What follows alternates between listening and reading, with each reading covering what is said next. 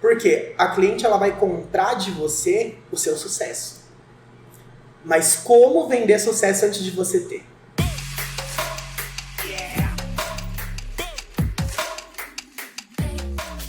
Fala galera, beleza? Chegamos a mais um episódio do podcast de pouco em pouco. Um podcast voltado para empreendedorismo, mas não só pela ótica do glamour depois que tudo deu certo.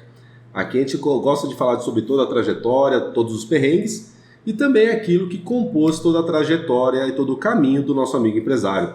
Estou eu aqui representando a Bússola Consultoria e Gestão Empresarial, Luiz Vacari, representando a Love Burger e o Nacho. E hoje o nosso convidado, primeira vez que a gente traz o cabeleireiro pra cá, hein, mano? Verdade. A gente cabeleireiro é novo entrevistado, né, mano? 44º episódio aí do podcast. Nunca passou nenhum, né? Não, primeira vez. A gente traz muita gente do universo da estética feminina, né? Não deixa de ser, porque acho que é cabeleireiro também feminino, sim, mas com esse foco no cabelo, é o nosso primeiro entrevistado. Então aqui com Rafael Cardoso, cabeleireiro, integrante aí da Oni Hair Studio. Rafael, primeiramente, obrigado por ter aceito o nosso convite, é um prazer ter você aqui. E antes de contar a sua história empreendedora, conta para nosso público aí, quem é o Rafael? Bom, boa noite, gente. Acho que o primeiro ponto que eu queria ressaltar, vocês falaram que sou o primeiro cabeleireiro curioso, porque nessa vida a gente acaba sendo empresário, acaba sendo marketing, acaba sendo vendas, acaba sendo tudo, então é um ramo bem legal, assim. E o Rafael é a pessoa que foi se descobrindo, né, ao longo dessa trajetória e se aprimorando em diversas áreas, em diversos aspectos, não só na parte de cabelo, mas também em todo o restante que engloba esse mundo empresarial, esse mundo corporativo. Por mais que o salão tenha um ar mais, como é que eu vou dizer, mais leve, não tão... pesado, né? Não tão pesado, cheio de metas e tal, não deixa de ser uma empresa. Então a gente tem sim que trabalhar com números, que trabalhar com margem, com operação, lucratividade, vendas, marketing, retorno, fidelização. É muita coisa. Então tudo isso foi me encantando além da parte do cabelo. Então acho que foi daí que foi surgindo esse meu crescimento como empresário, além de como cabeleireiro. Então é isso, eu sou o Rafael Cardoso, eu tenho agora 25 anos, quase 26. Você lembra quando você tinha 25 ou não? Não lembro mais, já faz 20 anos quase. Bom, eu comecei no salão, né, Você já começou como Eu comecei no salão, como assistente, foi meu primeiro emprego. Quantos anos? 13 anos, eu tinha 13 para 14 anos. Legal pra caramba isso, legal. Quando eu comecei foi em meio a uma crise familiar, assim, a gente teve... Meus pais passaram por momentos muito difíceis, de dificuldade financeira mesmo, uma mudança muito brusca de padrão de vida. E em meio a tudo isso, eu enxergava que o dinheiro era um problema, que aquela situação ela vinha por problemas financeiros, e eu decidi, de alguma forma, com 13 anos, que se eu tivesse meu dinheiro seria um problema menos. Então, fui pedir pro meu tio, pro Vandy, meu tio, que é o fundador do One Hair, que foi quem idealizou todo esse projeto junto com o Silvio, e fundou lá atrás o One Hair há 18 anos, quando ainda só tinha uma unidade aqui na Rua do Retiro, e pouco tempo depois aconteceu tudo isso, e eu falei, tio, quero trabalhar, preciso trabalhar, me dá uma chance, eu quero ir pro salão, quero fazer com 13 anos. Você imagina uma criança de 13 anos falando isso pra você, né? Meu tio quase caiu pra trás, não sabia nem o que responder. Aí conversou com os meus pais. Quero ou não, já é uma boa iniciativa, né, cara? Sim. Já é uma atitude empreendedora, né? Eu falei, preciso fazer alguma coisa. Eu faço qualquer coisa, seja pra varrer cabelo, pra guardar produto, pra fazer alguma coisa, eu queria fazer ela dentro do salão. E dito e feito foi o que acabou acontecendo. Ele liberou eu ir algumas vezes por semana, depois comecei a ir mais dias, e isso com 14 anos, comecei a ir frequentemente, logo já estava integrando o corpo de assistentes do salão, né, já da segunda unidade, e que é lá do Jardim Samambaia. E fui crescendo nessa área, assim, sabe, fui vendo que eu tinha jeito. Uma pergunta que as clientes sempre me fazem, se eu sempre quis, né, por eu ter começado muito novo, se foi assim, você tinha esse dom desde criança, você mexia no cabelo das da sua irmã, da sua mãe, quando você... Não tinha isso. Eu falo que foi uma descoberta mesmo. Surgiu essa oportunidade, eu tinha o meu tio como empresário da família, como uma referência, né, de sucesso, de uma empresa consolidada, de quem conseguia viver ali do seu próprio negócio e, obviamente, viu uma oportunidade de crescimento e pediu para trabalhar com ele. Ele aceitou, eu fui crescendo, fui descobrindo os meus potenciais dentro do próprio salão. Então eu falo assim, foi sim o meu primeiro emprego, eu não me vejo fazendo outra coisa que não seja desse ramo, eu gosto muito.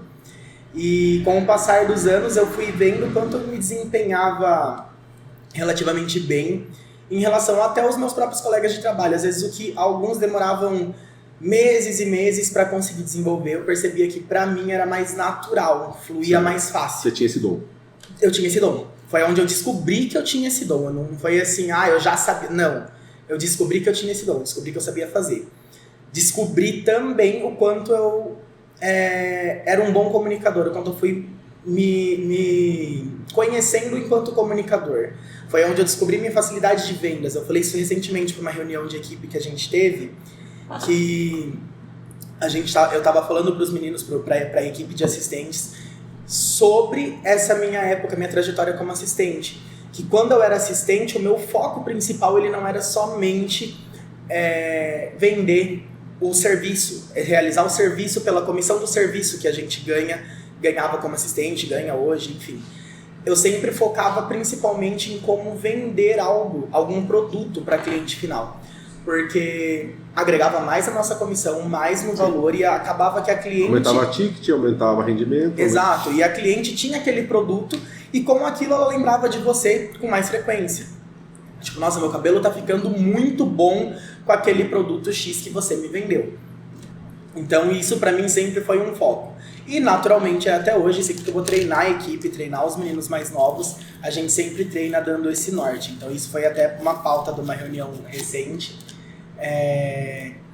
E assim, bom, me perdi já na linha do tempo. Tá lindo aí. Vamos lá. Eu trabalhei no salão dos meus 13 anos até os 16 com meu tio. Com 16. Com 16 eu fui mandado embora. Meu tio... Crise na família. Crise familiar. Crise na família. Assim, gente, eu falo, isso é uma coisa que muitas pessoas às vezes têm essa visão errada. Na verdade, eu não diria que é uma visão errada, é uma visão bem natural, né? Às vezes a família ela tem essa questão de superproteção. Não é o nosso caso, pelo menos não o caso do meu tio. Ele sempre foi muito assim... Justo, né? Justo e até muito mais firme, mais rígido com a gente, puxou a gente muito mais. Tem uma prima que também trabalha comigo e a minha irmã é todo interno, administrativo, financeiro, ela é tudo, ela é o que faz o show acontecer por trás do palco. Então assim, a gente hoje tem a Dani, que é minha prima que também é cabeleireira, a minha irmã que faz toda a parte de gestão, eu como cabeleireiro também e o meu tio. Então essa é a estrutura da empresa hoje. E com a gente, ele sempre puxou muito mais. Eu sempre comento isso, eu falo assim, gente, vocês já viram o Vande mandar alguém de volta para casa por vir sem uniforme? Eu já fui mandado de volta para casa por vir sem uniforme. Então, com a gente, sempre foi muito mais puxado. A gente tinha sempre que, além de ser bom, ser exemplo para os outros. Então, assim, tudo era muito mais... tinha muito mais cobrança pelo fato da gente ser da família, ao invés de ter mais regalia, como seria o normal. Mas você falando isso, Rafael, me lembra uma época, não como empreendedor, né, mas eu tinha um cargo de liderança, tinha um cargo de gestão numa empresa de distribuição da Editora Globo, aqui em Jundiaí, e eu fui gestor do meu irmão. Cara, é totalmente diferente, porque você como gestor, você sente isso, né? Sim. Sendo uma empresa mais familiar também aqui, né? Porque se você tem alguém da família sobre a sua gestão e você tem outras pessoas, aquela pessoa está em evidência sempre. Então, Pro bom e pro ruim. Pro bom e pro ruim. Então, o desempenho dessa pessoa, ela vai servir de referência e de norte para as demais. E você cria jurisprudência. Se você não tomar uma decisão, uma atitude com aquela pessoa que é da tua família, você cria um problema para fazer a gestão das demais pessoas. Exato. E a tendência do gestor, por mais que ele não queira, ele tem a mão mais pesada Exato. com quem é da família do que ele teria com uma pessoa na mesma condição.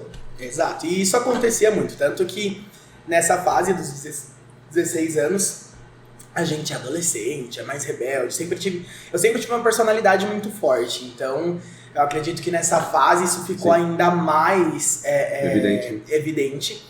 E foi quando meu tio me mandou embora por diversas questões. Foi por justa causa ou não? Não, justa causa nunca fui tão rebelde. Sumiu 15 dias. Não fui tão rebelde assim. Mas assim, ele chegou e me falou que eu precisava aprender mais, viver mais, conhecer outras empresas, outros mercados, saber se isso era o que eu queria, outras enfim. experiências. E pra mim realmente foi muito bom. Eu saí do salão com 16 anos, trabalhei em outros salões.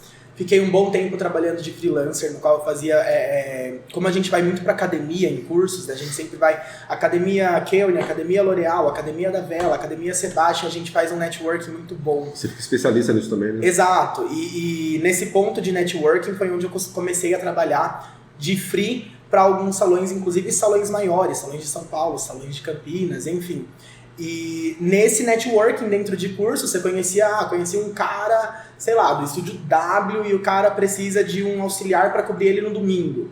Fui trabalhar com esse cara, fui trabalhar com fulano, ciclano e fui aumentando o meu leque, aumentando a minha visão. E lógico, cada vez que você trabalha com um profissional, ainda mais com um profissional de uma rede tão grande, de salões tão grandes, você aprende. Então você tá ali ajudando o cara, você tá vendo os bastidores, você tá vendo como funciona por trás da câmera. Novas formas de fazer. E aí você vai aprimorando suas técnicas. Aí isso passou um tempo, eu trabalhei em outros salões como auxiliar, aqui em Jundiaí, fora de Jundiaí, como eu disse. E com 21, o meu tio, surgiu a oportunidade de eu voltar pro salão, né? Ele tava abrindo uma outra unidade em Valinhos e em Vinhedo. E ele precisava de equipe pra lá. Na época eu tava meio fria, assim, meio que num salão, em outro e tal. E aí eu topei voltar pra lá. Fui, trabalhei aproximadamente um ano e meio nessas unidades. Falo que foi assim, ó, a pior fase da minha vida, da minha carreira, assim. Não digo a pior fase no sentido de desafios, no sentido de pesado, cansado, muito tempo, muita carga horária, pouco retorno, uma busca assim incessante por como captar, conquistar clientes, enfrentando diversas dificuldades. Mas era um mercado novo, né?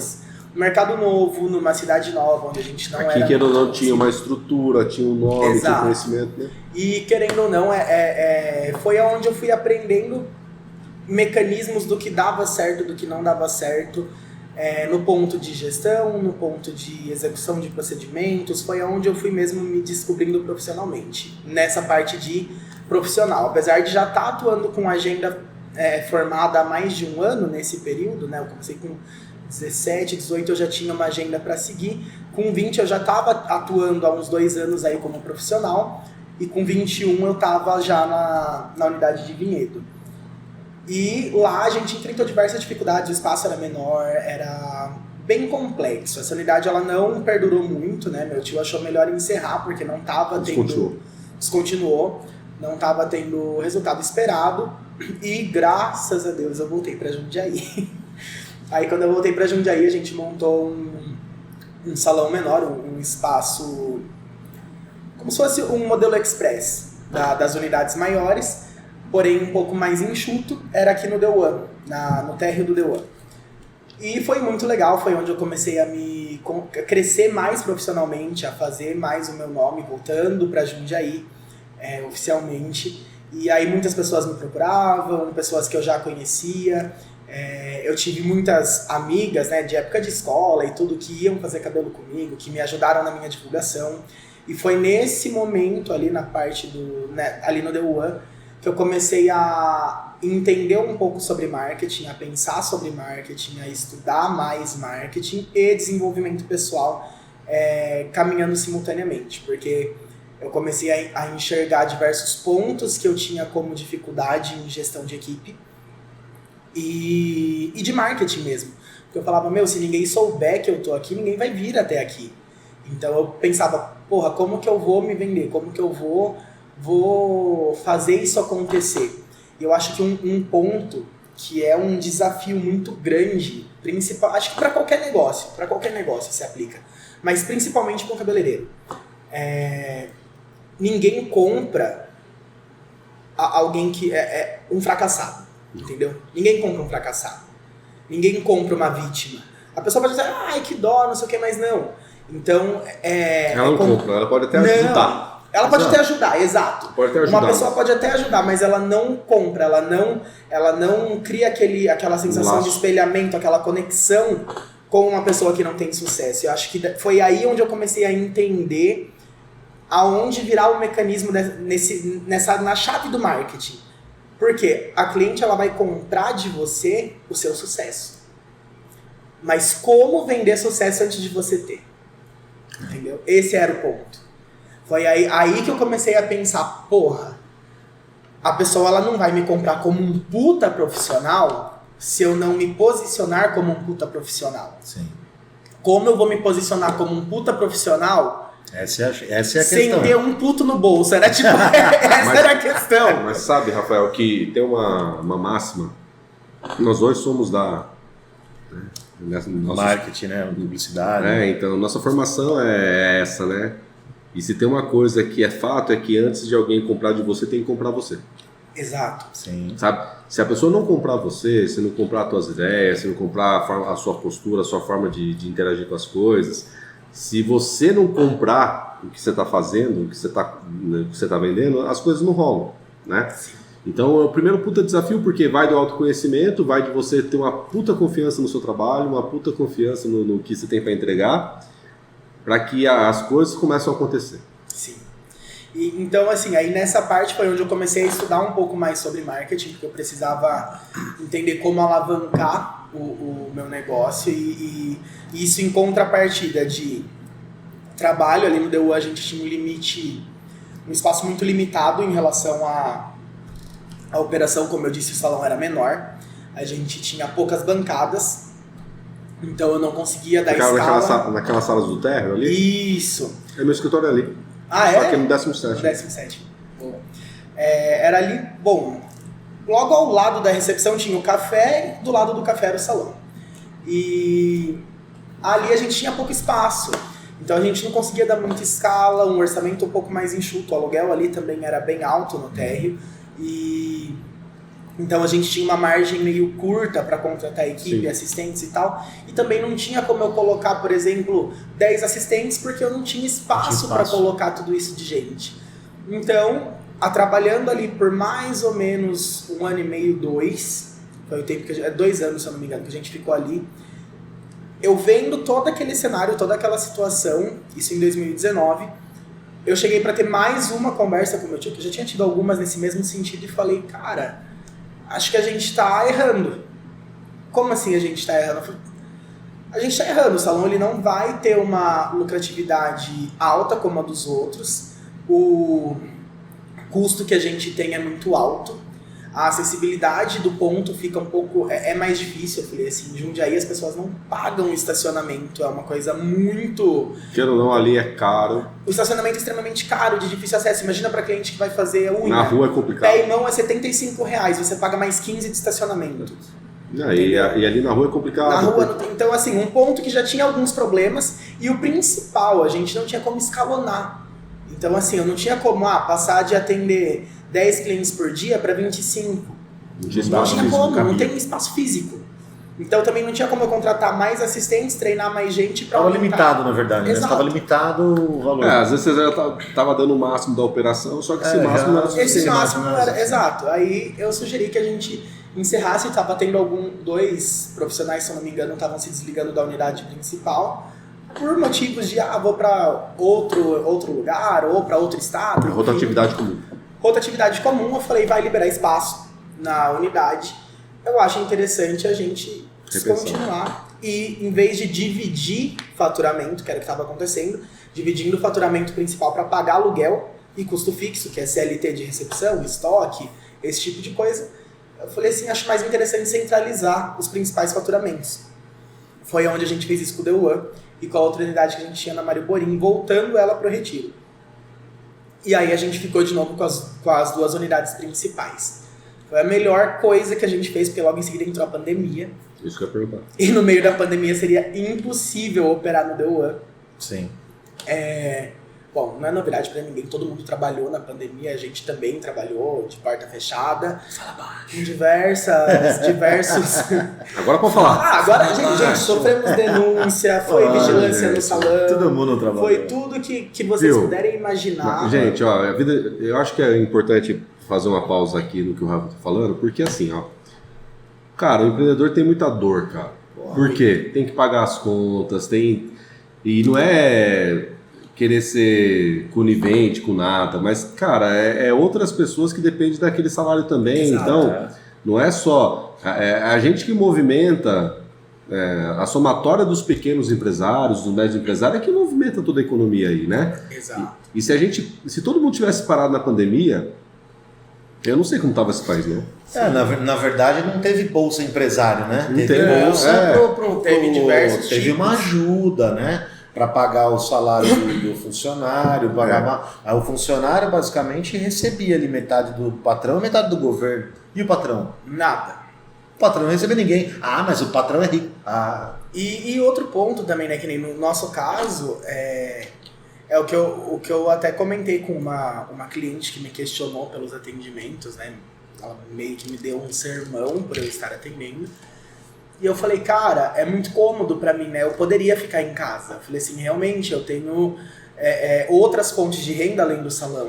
Eu moro numa casa que é dos meus pais, eu não tenho nenhum tipo de custo com a minha moradia.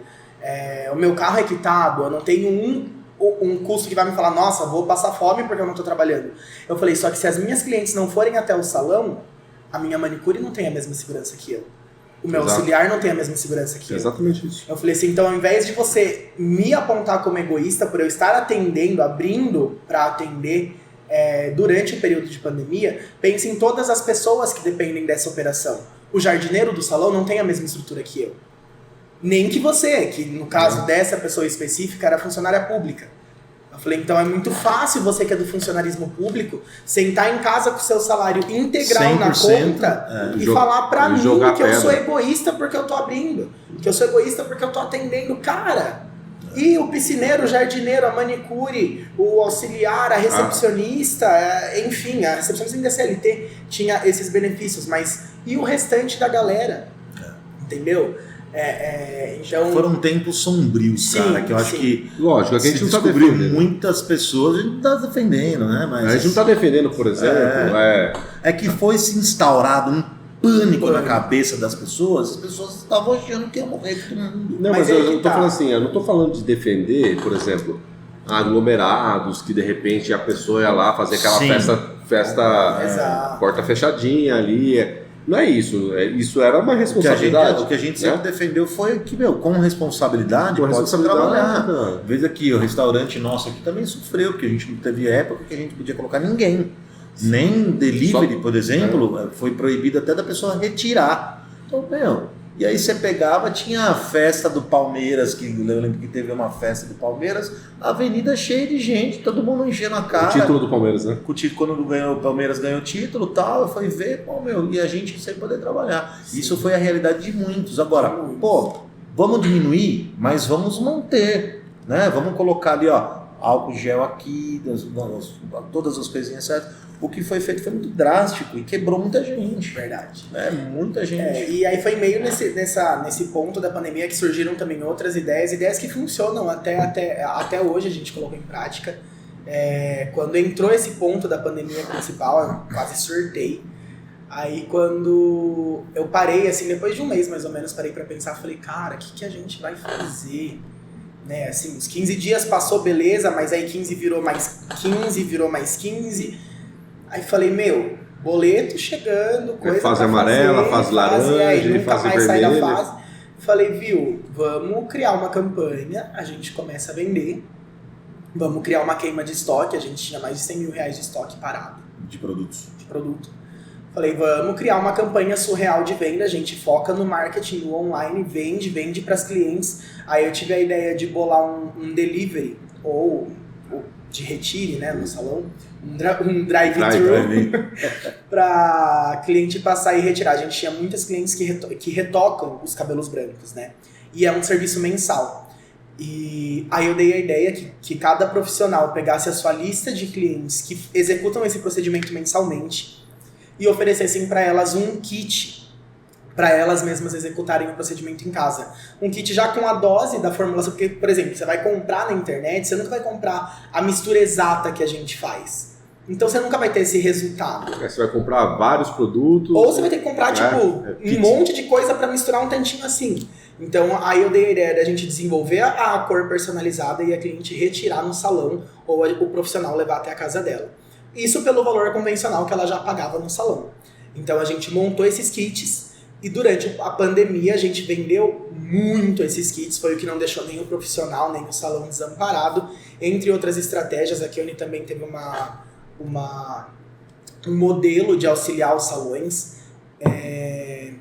E outras opções de pacote, enfim, de antecipações. Necessidade é a mãe da criatividade, né? Que a gente sempre fala, né? Quando a hora que você precisa, você fala, meu, o que eu vou fazer? Pô, peraí, né, cara? Que eu falei, e foi muito Vocês assim, mantêm né? isso hoje? Hoje ainda funciona, mas muito pouco, porque as clientes né? preferem fazer no salão, né? Não é, mas a gente entrega o kitzinho bonitinho até hoje, tipo, com luva, pincel, cumbuca, shampoo, condicionador, tudo que elas precisam para executar o procedimento. Capa, tudo, para não fazer aquela sujeira em casa.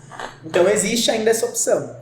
Mas funcionou muito mais durante a pandemia. E foi uma ideia que me surgiu assim, eu falei, cara, ninguém pode fazer nada. Eu falei, tá, mas os caras estão entregando pizza, então vamos entregar coloração. Sim. Vamos entregar nosso procedimento, alguma coisa vai ter que fazer. E isso foi bom pra gente ir retomando também esse contato com as clientes e aos poucos elas irem se sentindo seguras para ir voltando pro salão. Então foi uma das ideias que eu tive aí na pandemia que ajudaram a salvar o negócio. Mas quantos outros, né, não tiveram essa ideia? Quantos outros se sentiram vencidos ali pelo medo? Cara, mas aí que tá. Né? Muitos dos que não tiveram essa ideia estavam empenhando a energia em denunciar quem estava trabalhando. Isso foi uma coisa muito, muito real. A gente recebeu, foi claro um posicionamento que a gente teve interno da prefeitura que eles não estavam passando na rua vendo quem estava funcionando. Eles só atendiam a denúncias. Verdade. Então, quem estava... se incomodando com aquilo. Eram vizinhos, era concorrente. Exato, vizinho, outros, alguém do segmento talvez que não tenha tido a mesma ideia, mas não teve a mesma ideia muito provavelmente por olhar a grama do vizinho. Sim. Ao invés de... É isso que eu falo, quando você olha para si, entende como ampliar, como crescer o seu negócio... Você fica focado no que o outro está fazendo se você focar no outro, você não implementa o seu. Exato. Se eu for olhar o que fulano, ciclano, beltrano está fazendo, você não desenvolve o seu. Sim. Você sabe uma coisa interessante você olhar para o outro como um benchmark, mas não como... olha lá o que ele está fazendo, que absurdo, que inveja. Né? Vai lá, olha e aprimora, né? Inclusive porque teve uma situação, mas essa foi mérito do meu tio. Filmaram, isso foi feito realmente por um concorrente nosso, que foi até a frente do salão, gravou uma cliente entrando com o carro e saindo com o carro do salão. Ele ficou lá gravando e tudo mais, porque fecha o portão, né? Ela entrou, retirou seus produtos, conversou brevemente com o profissional e saiu. E vazou esse vídeo começou a rodar em grupos de condomínio, no intuito de criticar a gente. Aí eu fiquei inconformado, pé da vida. Meu tio falou, não, vamos já fazer um barulho a nosso favor. Aí ele pediu para que postasse esse vídeo em todas as redes do salão. Facebook, Instagram, em tudo que a gente tinha. Esse vídeo que no áudio a pessoa fala denunciando, criticando, olha só como eles são, e nananã. E aí em seguida a gente entrava agradecendo pelo marketing e mostrando qual era o serviço que a gente estava oferecendo de entrega dos produtos, da coloração, de você retirar e divulgando também as campanhas de venda com desconto especial para cliente retirar no salão durante a pandemia e ressaltando que a gente estava assim, respeitando os protocolos. Usou a própria arma do cara. Exato, então isso foi uma sacada do meu tio. Ele pegou, falou, vamos usar a pedra que jogaram na gente a nosso favor. Então sai todo aquele começo polêmico, que quando é uma denúncia, uma notícia trágica, realmente a pessoa engaja naquele marketing. E em seguida a gente entrou com o processo de vendas. E foi maravilhoso, realmente deu muito mais. Mostrando que na verdade ela estava entrando lá para buscar os kits dela. Exato, aí a gente mostrou o outro ângulo do vídeo, entendeu? Mostrou a cliente entrando e como funcionava. A gente esperando com os produtos, com máscara e tudo mais, entregando tudo com os protocolos. Sabe o que é legal disso? Que legal. Isso é genial. É antigo, é bíblico, né?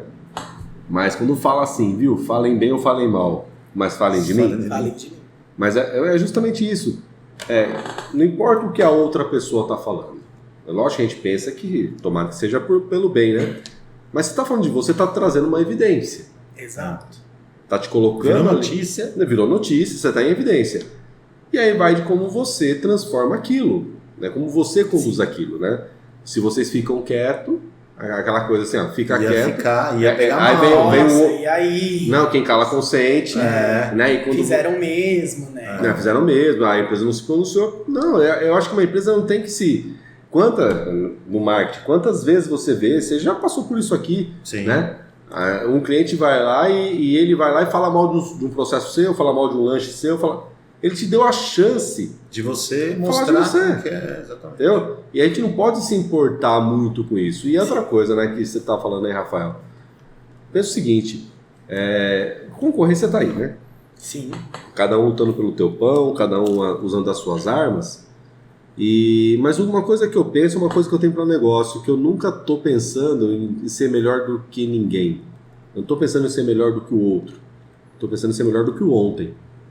Sim. Sabe? Então eu quero ser melhor do que eu fui ontem. Então assim, o que a minha empresa o que eu estava fazendo. Tá, então hoje eu estou melhor do que ontem? Cara, minha batalha está vencida. Minha batalha está vencida, né? Então essas trajetórias que você está falando, essas ideias, é uma evolução da empresa sendo melhor do que ontem, né? Exato. E eu acho que se todo mundo encarasse isso como um desafio, você, como que eu posso ser melhor do que ontem? Já seria muito, muito, muito maior, muito melhor, né? E aí, como que foi a saída da pandemia? Aí a saída da pandemia foi, basicamente, começou nesse processo, depois aos poucos as clientes foram voltando com limites de atendimento, limites de agendamento, e graças a Deus a gente não fez nenhuma demissão no processo durante a pandemia toda. A gente não teve nenhum corte no quadro de funcionários, isso foi excelente, nem nos fixos de CLT, nem nos MEIs, enfim, não tivemos desligamentos durante toda a pandemia.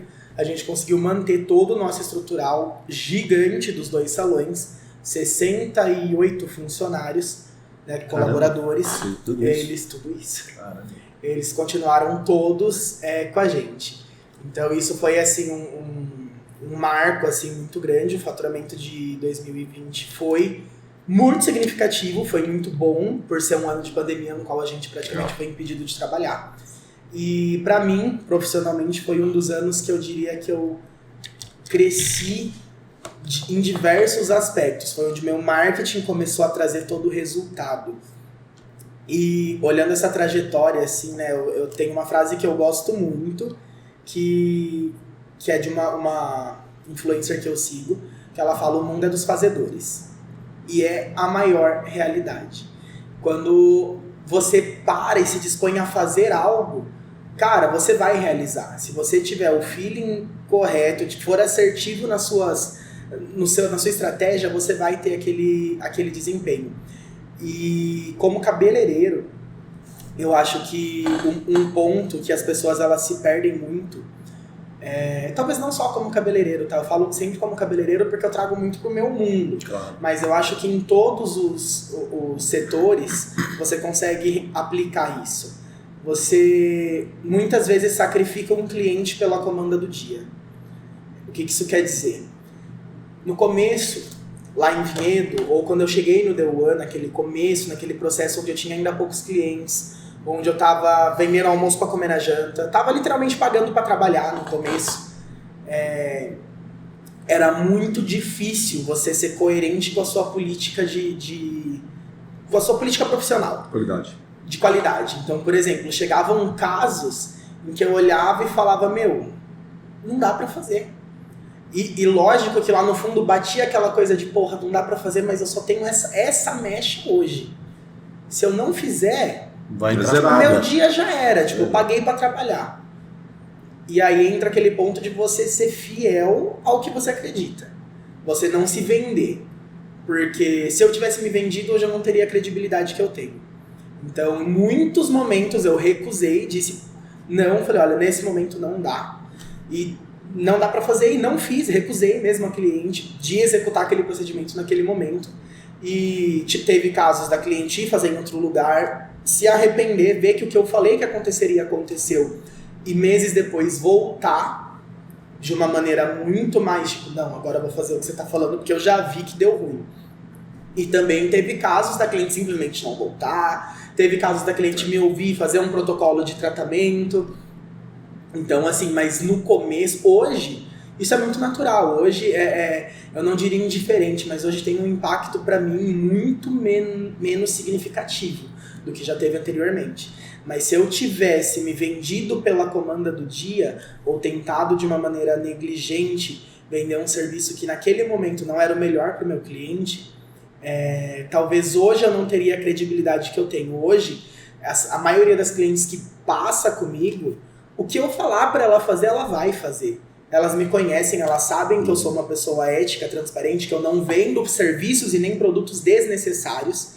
Inclusive, eu abro um leque para a cliente do que ela pode fazer e ter.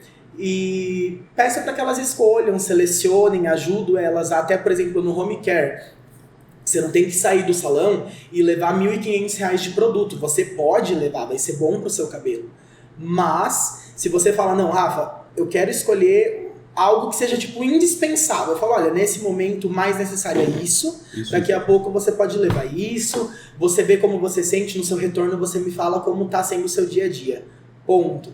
Então isso constrói credibilidade com o cliente. Total. Então, que a pessoa ela sente que você não tá querendo explorar. Exato. Você tá lá para ajudar. Porque assim, mas aí você não vai vender uma vez, né? Sim. Você quer vender sempre. É a venda com retorno. Eu falo assim, muitas... Porque que hoje...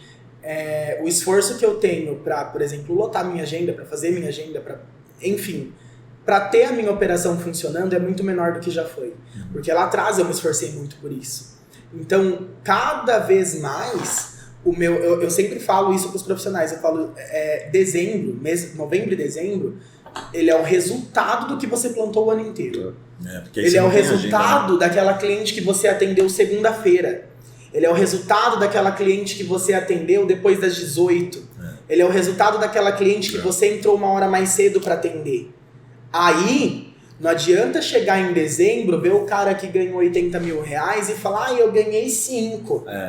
Você fez o que o cara fez? Exatamente. Então, cara, não é... Eu falo sempre isso. A gente é livre para plantar, né? A lei da semeadura. A gente planta o que a gente quer, mas obrigatoriamente a gente colhe o que a gente planta. Exatamente. E aí o Rafael contando essa história, eu lembrei de, acho que uns 2 anos atrás, eu lembro que eu tinha alguns PCs em casa, daí eu precisava comprar um notebook, eu tinha um notebook meu, deu uma pifada. Falei, viu, sabe de uma coisa? Eu vou comprar um notebook baratinho, vi lá uma promoção que tava, não sei se você lembra disso, que eu comprei um notebook baratinho. Vou comprar só para rodar. Aí beleza, fiquei 3 meses com o notebook lá, tava rodando, daqui a pouco ele começou a ficar lento, tava funcionando, mas lento, qualquer programa demorava para abrir. Aí nisso aí, tô lá no grupo de condomínio, né, que é o que mais tem hoje, é grupo de condomínio, né? Aí apareceu um prestador de serviço assim, olha, formatar PC, vender não sei o quê, vou chamar esse cara para conversar, né, tá metade home office, né? Você viu, eu tô com um PC lento aqui e tal. Você vem dar uma olhada? O cara falou, vou, sem problema. Ele chegou em casa. A hora que ele chegou, eu mostrei pra ele, meu PC é esse. Ele falou assim, Emerson, não vou fazer. Eu falei assim, como assim não vai fazer? Cara, essa marca, esse modelo, infelizmente, não tem como eu fazer, porque essa aí, provavelmente, você comprou uma promoção e tal. Não tem expansão. Deixa eu te explicar, isso aqui é um celular, eles pegaram uma memória de celular, funciona como notebook, só que eu não tenho como mexer, não tenho como melhorar. Eu posso fazer o que muitos fazem, que é pegar, levar para lá, falar que eu melhorei, na verdade só vou dar uma limpada, daqui 3 meses você está com o mesmo problema de novo. Infelizmente, para essa marca, para esse modelo que você comprou, eu não tenho muito o que eu te auxiliar. O que eu posso falar é para você, usa, salva em outro lugar. Usa e salva em outro lugar, porque ele não tem memória, ele não tem processador. E qualquer coisa que eu te fale, além disso, eu vou estar te enganando. Sim. Você já ganhou a credibilidade. Cara, ele pegou e falou assim, puta, então me desculpa. Eu falei, me senti um pobre, lógico, né? Mas eu falei assim, cara, me desculpa ele ter feito você sair, né, da onde... Eu falei assim, não, meu papel é atender. Sim. E aí que tá, a diferença de vender e atender. Quando você está pela comanda do dia, você não está pensando em atender, você precisa em vender. Eu preciso vender, eu preciso gerar caixa, eu preciso gerar fluxo, porque eu preciso pagar as contas. E a gente até entende, né, empresários...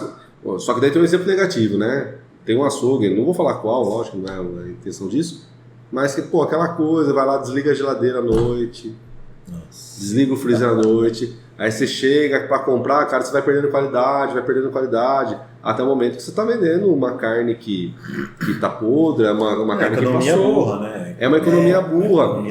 E assim, mas a gente entende que dói, né? A gente que é empresário também, a gente tem que ter, pô, a pedra também bate aqui, né? Sim. Nessa vidraça. Então a gente entende que por que o cara desligou o freezer de madrugada, por que ele não deixou ligado? Porque provavelmente ele precisa... Ele tá a conta dele tá enorme, tá sem dinheiro, né? E ele precisa desligar. Só que, cara, isso vai acontecer, vai trazer prejuízo. Agora, esses bons casos das pessoas que são honestas, cara... Faz a diferença. Ela constitui uma imagem tão diferente. É aí que você monta, aí que você constrói a tua reputação, né? Sim, e aí é isso que eu falo. E uma vez que isso é construído, é muito menor o sacrifício que você tem que ter para de fato atingir o ponto da venda. Sim. Porque é claro que a empresa ela não vai sobreviver só do filantrópico, né? Ela não é filantrópica. Sim, claro. Então você precisa da venda, você precisa da margem, você precisa da lucratividade. Mas aí vem um outro gancho que entra em marketing. Você tem que se comunicar com o seu público. E foi estudando sobre que eu comecei a aprender mais como me comunicar melhor com o meu público.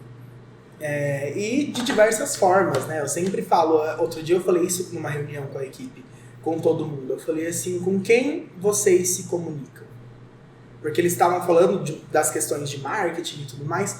Aí eu falei, cara, com quem vocês se comunicam? Quando você faz um post no seu Instagram.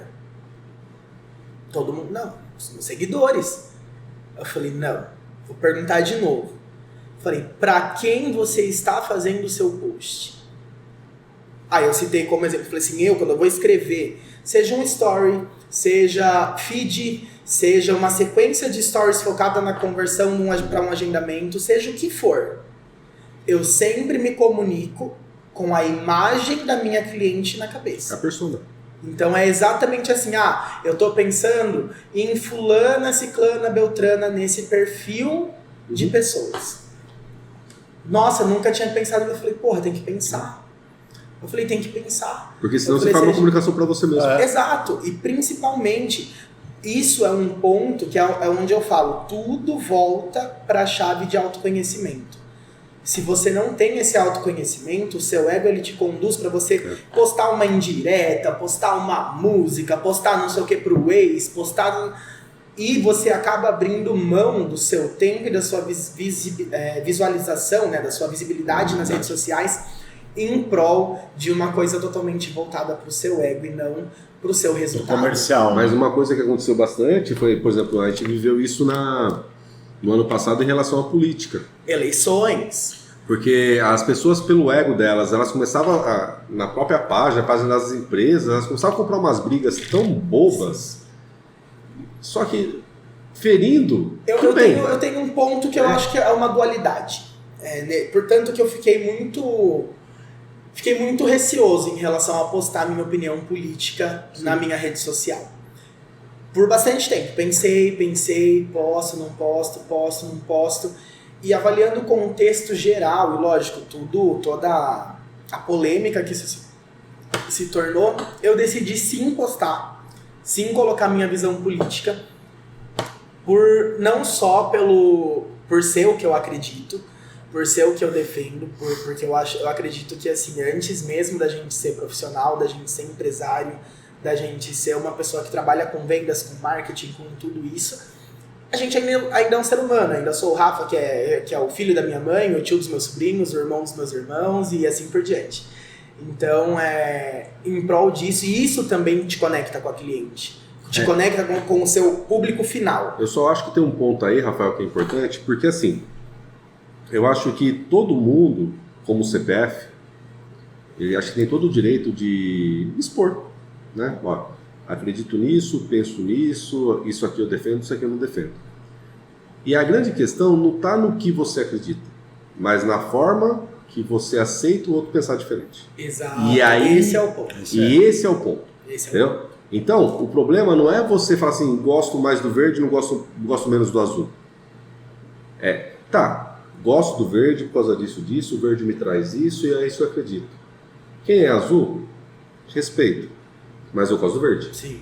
Se você mantém a sua linha de comunicação assim, você está sendo respeitoso com a outra parte. O grande problema da questão política foi uma odioso, né?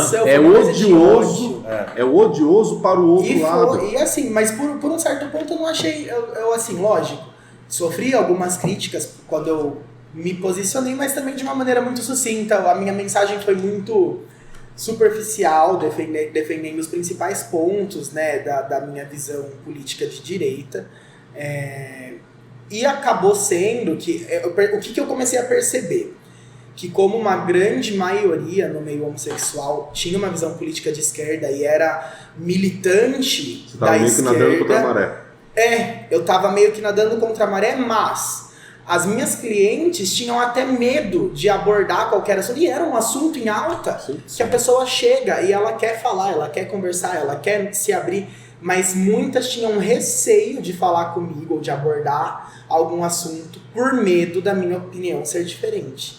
Então, quando eu percebi que a grande parte do meu público tinha uma visão semelhante à minha, que nadava para o mesmo sentido, eu falei, não, eu tenho sim que me posicionar, até para trazer mais o meu público para perto de mim. E foi quando eu comecei a fazer muito sucintamente poucos posts relacionados porém, um post relacionado à política disparava meu engajamento lá em cima, muito, muito alto.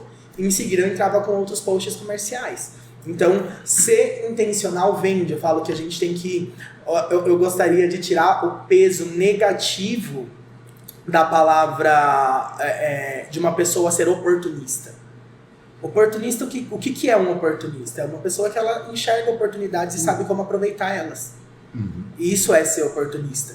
Então, eu enxerguei no meu posicionamento político uma possibilidade, uma oportunidade de me aproximar mais das minhas clientes e até mesmo de me reaproximar de clientes que estavam distantes. Porque nesse período todo eu tive clientes que deixaram de ir no salão, foram com fulano, ciclano, beltrano, mas é óbvio que a pessoa que tem essa visão X, como vocês falaram, ela não tolera a visão Y.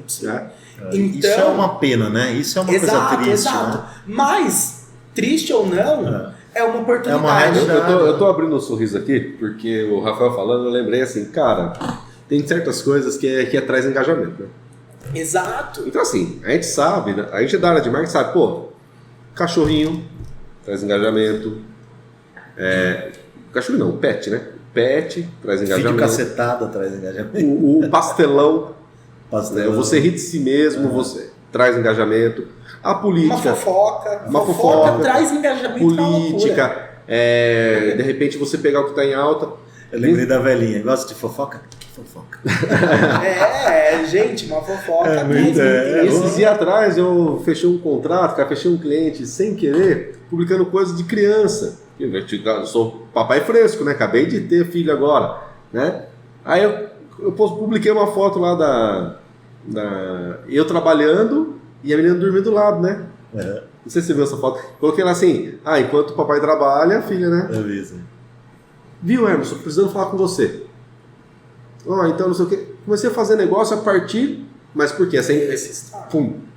Só que essa pessoa Foto de criancinha, né? Essa pessoa que me chamou, não que eu analise sempre, mas você tem que fazer uma análise do teu público, Sim. né? Se eu penso no histórico de outras publicações, é uma pessoa que não visualiza o meu stories. Exato. Algum ponto fez com que ele fosse entregue e que ele se comunicasse. Exatamente. Daí você pega lá o engajamento criança, e ela viu os stories meus da criança, só que ela lembrou de mim. Sim, e até isso, por exemplo, engraçado, né? O cliente ou o público em si, ele não vai se conectar somente com o seu trabalho. Isso é fato. As pessoas não vão querer saber, esse é o trabalho do Emerson, nossa, o trabalho dele é muito bom, ele trabalha muito bem, não sei o quê. Não, às vezes a pessoa quer saber onde você está comendo, às vezes a pessoa quer saber onde você saiu para jantar, o que você tá fazendo. A pessoa quer saber como é a casa da sua sogra, sabe? A rede social, né? Rede social. Você tem que se vender de uma forma global, né? Assim, em todos os aspectos, mostrar humanizado, mas tentando sempre não perder o fio da meada para o seu ponto profissional. Sim. Mas é por isso que eu me identifiquei, porque você vai lá e publica algo que está em alta ou que é um debate, algo pessoal, porque você sabe que logo depois vem o profissional. Exato. Né? Então é como se fosse na agenda. Sim. Tá na rotina, né? Aí foi nesse ponto que eu decidi expor o meu posicionamento, foi muito positivo, que nem eu falei. Tinham algumas clientes que estavam, assim, porque a gente acompanha essa movimentação toda. Clientes que estavam distantes e passando até com outros profissionais em outros salões. Que tinham aquela visão de, nossa, militância esquerdista, tal, não sei o quê. E, querendo ou não, é o que eu sempre falei, né? O público de direita, muitas vezes, consome muito mais o meu serviço, por exemplo. Exato.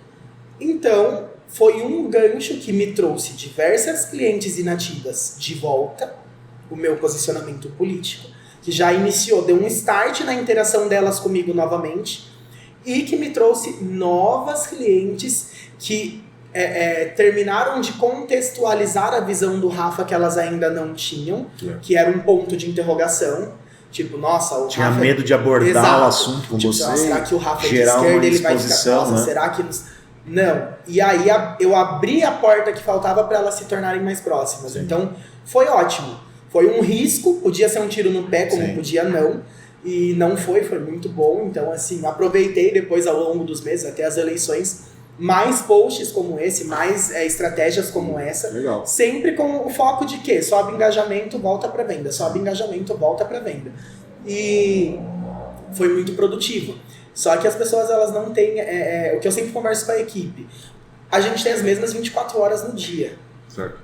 Você pode sentar na cozinha do salão e ficar jogando joguinho no seu celular, jogando um jogo qualquer, ou você pode otimizar o seu tempo. Trabalhar a base. Trabalhar a base.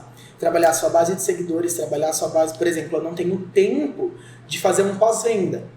Lógico, Rafael, eu tenho agenda para cumprir, post para montar, o pessoal não acredita, mas eu faço praticamente tudo sozinho, desde o meu Instagram até atendimento, agenda, eu olho, sempre repasso todos os canais de agendamento para garantir que todas as clientes estão sendo bem atendidas. Então, assim, até preciso melhorar, que eu acho que eu sou muito centralizador. Mas assim, eu não tenho muito tempo. O que eu fiz? Desenvolvi com as meninas do estoque, com as nossas estoquistas, que acabam tendo um pouco mais de tempo livre. Falei, olha, eu vou dar uma bonificação X para cada uma para vocês fazerem o meu pós-venda. Eu quero que vocês peguem a minha lista de clientes atendidas em outubro, novembro e dezembro e mandem uma mensagem com o simples intuito de saber como está o cabelo delas pós-final do ano. Se ressecou, se quebrou, se a mecha tá bonita, se desbotou, se não sei o que, se tananã. Dentro dessa campanha que a gente fez por 20 dias no mês de janeiro, eu fechei meu mês de fevereiro. Exato. Então isso é estratégia, você pensar, você otimizar seu tempo. E assim, gerei receita para eu pagar um bônus para as meninas do estoque que amaram fazer essa campanha, desenvolvi um atendimento ainda mais personalizado para as clientes e trouxe todas essas clientes de volta que compraram serviços, produtos, outros serviços, não só o meu, né? Que a cliente vai fazer o cabelo. Sim. Ela faz mão, faz pé, faz depilação, faz sobrancelha. Então, dentro desse ramo da beleza, eu acho que a estratégia operacional ela tem que estar muito presente. E você sempre tem que focar, eu acho que um dos pilares, na verdade, que a gente tem que focar é que bons profissionais, se você é um bom profissional, você tem o dom para criar bons profissionais. Se você mas você não consegue criar boas pessoas, então você consegue contratar boas pessoas e desenvolver bons profissionais. É um fato, você formar profissionais a gente consegue, agora boas pessoas fica um pouco mais difícil. É. Então, assim, dentro desse ponto, eu sempre priorizo, quando é para avaliar a parte de contratação, de novos integrantes para o time e tudo mais, muitas vezes o que a pessoa demonstra ser por si vai falar muito mais alto do que um currículo, né? Do que um histórico, do que uma graduação, porque o resto você capacita. O resto a gente capacita. Capacita, treina, desenvolve, acompanha. Agora, aquilo que está enraizado e que aquilo que é da personalidade da pessoa, você não muda. Sim. E deixa eu comentar um outro ponto muito legal, que em 2020, em meio a toda essa tragédia, né, a Keone desenvolveu um programa educacional ainda melhor, focando principalmente nos cursos online, nos treinamentos online. A empresa desenvolveu toda uma plataforma de educação online que foi maravilhosa, e juntamente com isso eles desenvolveram um programa de talents. Eles selecionaram profissionais ao longo de todo o Brasil, cerca de 200 profissionais selecionados pela própria marca, para fazer uma representação da empresa regional, cada um na sua região.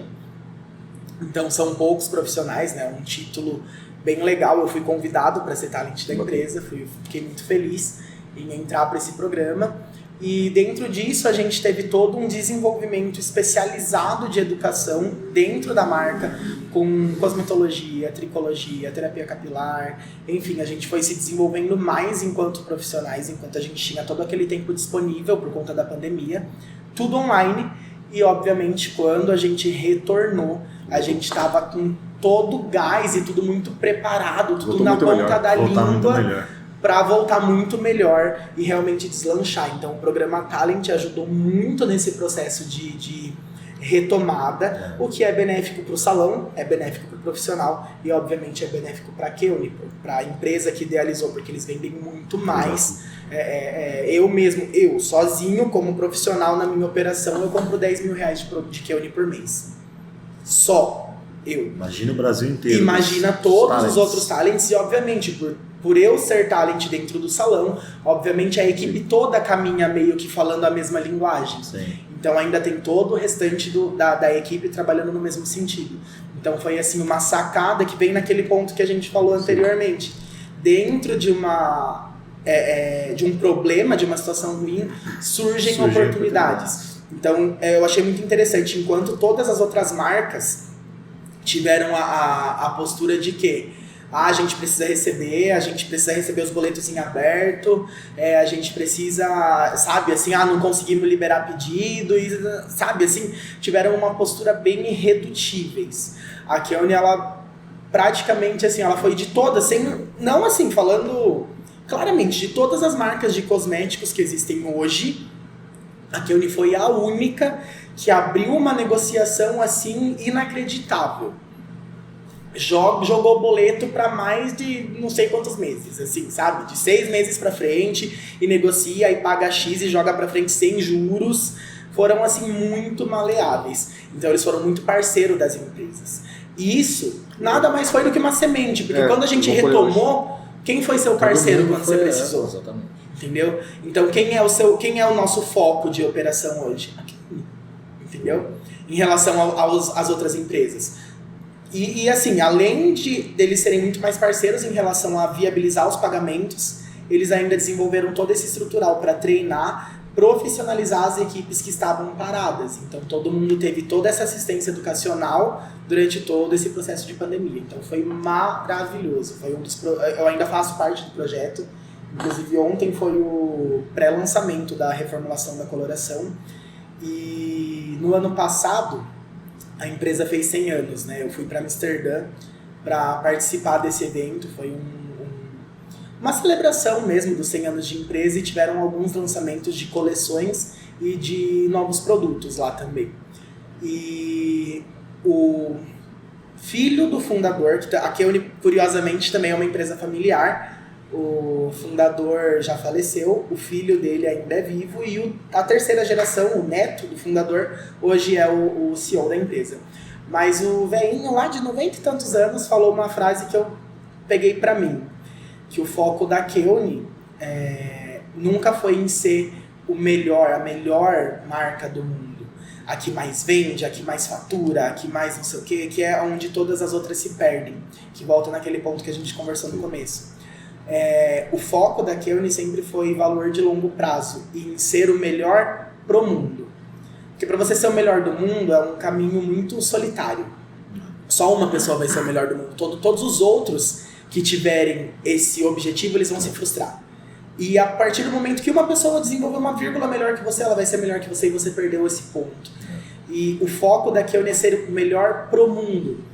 Então isso abrange diversos aspectos, é aquela coisa de ser 1% melhor a cada dia, é aquela coisa de você ter uma missão que realmente seja impactante na vida das pessoas, de você ter uma empresa que opere com uma gestão voltada para a sustentabilidade, para pensar nas próximas gerações, e aí tudo isso trouxe ainda mais conexão da empresa com o salão, porque realmente é o que a gente vive. Então a gente trouxe também o projeto da Beleza Verde para dentro do salão, que eles captam e dão o devido destino para 100% dos nossos recursos, né? Desde o cabelo que é cortado, até as capas químicas, os tubos de alumínio das tintas, o papel laminado que a gente usa nas mechas, todos os nossos recursos eles têm o devido destino, minimizando em cerca de 80% o nosso impacto no meio ambiente. Então assim, eu acho que isso é você gerar valor de longo prazo. Sim. E principalmente você se comunicar com o seu público. Então, o meu público principalmente valoriza muito isso. Quando a gente fala em conceito de beleza sustentável, a pessoa já fala, nossa, quero entender mais a respeito. Nossa, por que essa lixeira é toda diferente? Nossa, vocês fazem a coleta dos resíduos? Nossa, esse material ele é reciclado ou é 100% reciclável. E eu acho interessante também validar que a Keone, diferente das outras empresas, eles têm uma meta interna, que é uma política da Keone, funciona na Keone Brasil e em todos os outros países, que o mesmo peso que eles têm em vendas. Então vamos supor, se você vendeu X número de shampoo, isso representa X número de tonelada de plástico. Obrigatoriamente a empresa tem que destinar parte da verba para reciclar a mesma quantidade em toneladas de plástico. Então, hoje 100% da operação acaba sendo limpa. Porque você retira do meio ambiente a mesma quantidade que você colocou. E até 2028 as metas são ainda maiores. Legal é o posicionamento, né? O melhor do mundo, o melhor pro mundo. Então, na verdade, todas as estratégias estão porque não adianta voltadas para isso, né? Até mesmo porque o difícil não é posicionar, é cumprir a promessa, né? Exato, e esse é o ponto. E foi onde eu falei, nossa, a hora que o cara, 96, 97 anos, falou isso lá em Amsterdã e eu assim, cara, é isso. Eu falei, puta, não é ser o melhor do mundo. É o melhor pro mundo. É ser o melhor pro mundo. É você ser o melhor pra sua cliente que tá ali na sua cadeira. Entendeu? Você se dispor a entregar o seu melhor ali, seja você a pessoa que tá atendendo 20 pessoas por dia ou a pessoa que tá atendendo 1 por dia. Se você atender aquele 1 por dia, 1 vai virar 2, 3, 4. Mas aquele conceito, né, cara? Acho que pra você fazer melhor pro mundo, você começa fazendo o melhor pro próximo, né? Pra quem tá aqui do lado. Uma coisinha de cada do seu vez. cliente. Até você mesmo vai mudar o mundo. Você vai mudar o mundo de alguém, né? Então, é justamente isso, porque o pro mundo é longe, né? E às vezes o cara do lado tá perto. Sim. Né? Então, às vezes a gente tem que escolher. Se cada um fizesse o melhor ao teu redor, pro teu mundo, exatamente. O quanto a gente poderia estar melhor, né? Rafael, deu mais de 1 hora, hein, cara? Uma hora e nem vi passar. 1h03 de conversa aí, conversa boa. Geralmente no último papo da noite, né? Pra quem não sabe, a gente sempre grava 4 episódios numa mesma data e sempre o último episódio é aquele episódio que a gente acaba estendendo, porque a agenda fica mais flexível. Deixa um recado aí, a gente sempre pede pra pessoa que vem aqui dar uma entrevista pra gente, pro amigo empresário, empreendedor, ele sempre deixar uma dica para quem tá querendo empreender, para quem tá querendo sair do CLT, para quem tá querendo investir no próprio negócio. Então responde pro pessoal, por que empreender é bom, por que você aconselha? Olha, agora tá lá, né? Exato. Gente, eu acho que empreender é muito bom por diversos motivos, principalmente por ser uma jornada de autoconhecimento, né? De você descobrir as suas potencialidades. Não é um caminho fácil, tá? Ao contrário do que todo mundo pensa. Muitas das vezes a gente tem o hábito de comparar a nossa página 2, 3 com a página 500 de alguém, e a vida não é assim.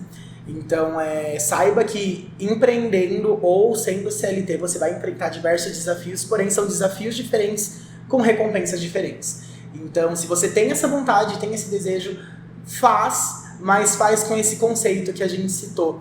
Tenta ser o melhor pro mundo, não ser o melhor do mundo. Vai tornar sua jornada mais leve e outra coisa, seja intencional. Seja intencional em tudo que você for fazer. Pense onde está o seu público. Uma vez que você vai empreender, você está buscando um público. Esteja onde esse público está, entenda o que esse público gosta, entenda o que esse público consome e seja a personificação do que aquele público espera. Então, é a melhor maneira, na minha opinião, de você vender, de você se conectar com a pessoa e dessa forma você empreender e ter sucesso de uma maneira assertiva. Acho que é isso. Boa, cara, muito legal, Rafael. A gente agradece aí do papo. Acho que foi uma horinha aí bem gostosa da gente tratar de vários assuntos. A gente agradece, né? Porque sempre é muito importante, é um segmento novo pra gente. Sim. Mas quantas outras pessoas podem se espelhar nisso, né? E esse é o intuito do nosso canal aí. Luiz, obrigado. Mais uma. 44º já. 44. É tempo de conteúdo. É quase a minha idade. Isso é uma verdade. Se entregou, essa é uma verdade. 4 esse ano aqui. Eu queria terminar esse episódio agradecendo aí o Guilherme também, nosso filmmaker, né? Gente, então chegamos ao final de mais um episódio do podcast de Pouco em Pouco, um podcast voltado ao empreendedorismo, mas não só pela ótica de todo o glamour, depois de tudo deu certo. O que a gente quer contar aqui é trajetória, é perrengue, é caminho, mas que fez tudo acontecer. Chegamos ao final de mais um episódio, a gente se vê numa próxima. Valeu!